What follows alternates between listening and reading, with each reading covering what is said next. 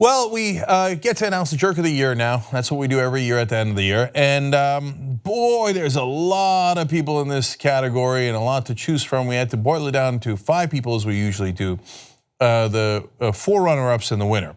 So all the runner-ups were very worthy. They easily could have been Jerk of the Year, starting with Rory Moore.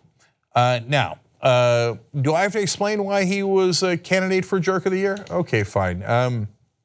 The allegations of sexual assault on a 16-year-old, getting a 14-year-old nearly naked and having her apparently touch his genitals back in the day. All this came up, he wouldn't withdraw, he kept going. He's still going. All the Republicans in Alabama have said that he has lost and they have certified the election.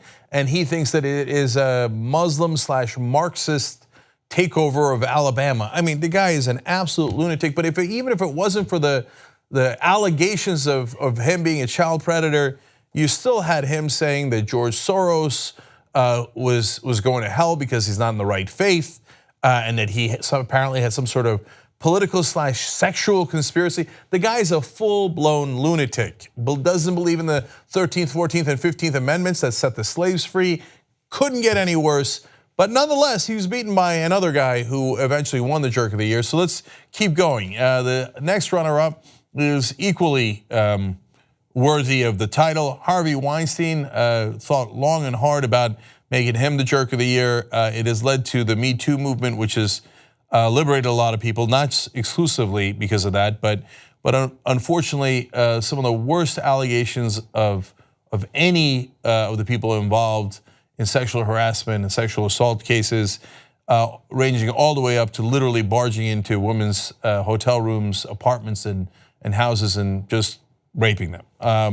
And dozens of women have come forward. It's still unclear to me why he has not been arrested for any of those crimes. But every piece of those allegations was more monstrous than the next. Easily could have won in any year. Another Jerk of the Year candidate is Steve Bannon. That is not only for being chief strategist to Donald Trump for a good number of months, at least within the White House, running Breitbart now. So that's policy differences, and that's okay. But mainly for being leader of the alt-right. The alt-right that brought us, among other things this year, that rally in Charlottesville, which turned out so disastrous, that has spread fear and hatred throughout the country and pushed the president to go more in that hard right-wing hateful direction, including saying that there are very fine people on both sides after Charlottesville. The encouragement apparently of the alt-right, Donald Trump said that. So Steve Bannon being the head of the alt-right in a sense, and he declared Breitbart the place for the alt-right a while back, certainly is a good candidate for Jerk of the Year. And then also on the list is Vladimir Putin for messing with democracy all across the world.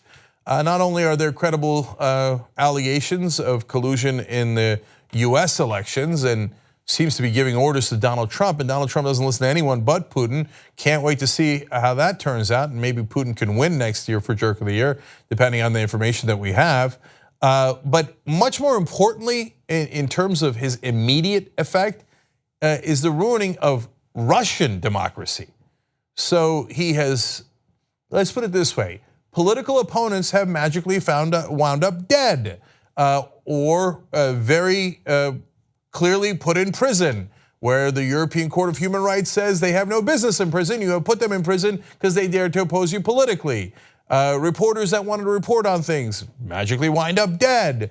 Diplomats that might know information about the US election or other things, all dead. So Vladimir Putin, make no mistake, is the dictator of Russia, and most importantly, oppresses his own people. Nonetheless, he was edged out, and so were all these monstrous people, by the winner.